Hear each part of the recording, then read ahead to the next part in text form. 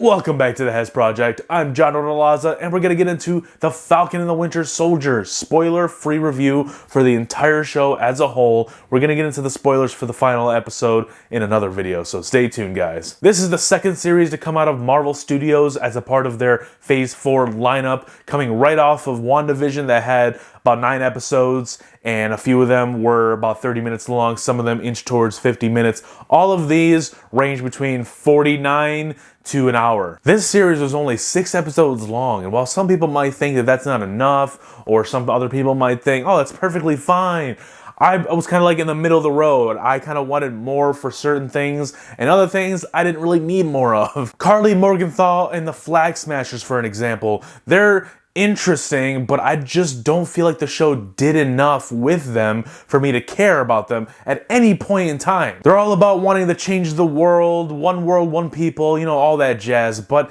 yeah, it just seemed like every time they cut to them, the show stopped and halted and wanted to tell some sob story, but they weren't giving you like enough details for you to care. I don't know if this is true or not, but I did hear that there were reshoots that involved a plot line in the show about a pandemic, because this was supposed to release in 2020, so then it got pushed back because of COVID in real life. Yeah, I heard they had to rewrite a plot in this show that involved a pandemic, so certain scenes in the show that stayed were kind of repurposed that alluded to that plot, and then all mention of that plot was just completely gone, essentially. And I can't help but think that that plot centered mostly around the Flag Smashers, but they just came across as very basic and like wooden characters. Like they didn't really have a purpose. They just wanted control and peace because for some reason during the blip where half the people in the universe were just gone, that's a better life apparently. The show's heart obviously lies with the Falcon and the Winter Soldier because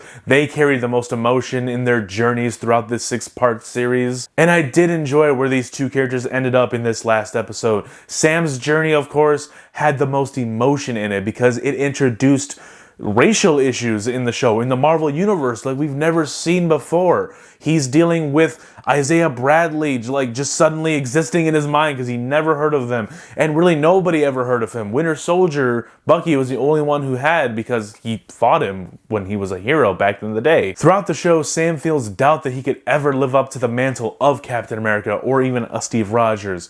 But then he meets somebody who is very similar to him and has been down that same road, and it's just a very interesting, I don't want to spoil anything, guys, but it's so interesting. I think both Sebastian Stan and Anthony Mackie, their acting in here is just on another level. Like they've never been able to exercise their acting chops like this before. Not in a movie where there were side characters to Cap. No, this is their time to shine, and I think they pulled it off incredibly. Just like WandaVision, this show allowed Marvel to go in depth with Bucky and Sam, figure them out how they function in a world without Captain America, and this show just pulls it off so well. If I could be nitpicky for a quick second, I would love if I can add 2 more episodes into this show, somewhere in the middle, you know, just to add more context to John Walker's journey, maybe more Sam and Bucky, of course, because I love them, but more importantly, more motivation to come out of the Flag Smashers because they kind of just felt lost in the shuffle of things. And I just want to get rid of all the scenes with their hands in their pockets,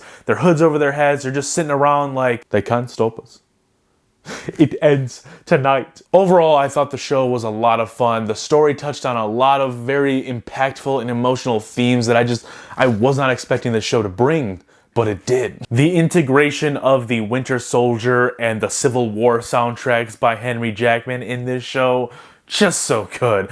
All of the music just drives the scenes and drives all the action. It makes it so much more impactful to me when I watch these shows. The fandom didn't get too out of hand with their expectations of this show, like you know how people thought of Mephisto and Nightmares and all that jazz for WandaVision. It didn't get too out of hand here, so I think we could all just like still lower our expectations for these shows because we're getting something different. It's the same Marvel format from a movie, just kind of spread across a whole TV series, dragged out, not in a bad way. I'm just saying same stuff, but just more of it, if that makes sense. If you're a comic book nerd and you were kind of put off by WandaVision, The Falcon and the Winter Soldier might be the show for you because it's more in line with the movies. It's not drastically different like WandaVision was. So overall, I think they're 2 awesome shows, and I can't wait for more. Loki is next, and then I believe Hawkeye might be at the end of the year. I am very much excited for these shows, but guys, let me know down below, what did you think of The Falcon and the Winter Soldier? Have you seen it yet? All episodes are right now on Disney+.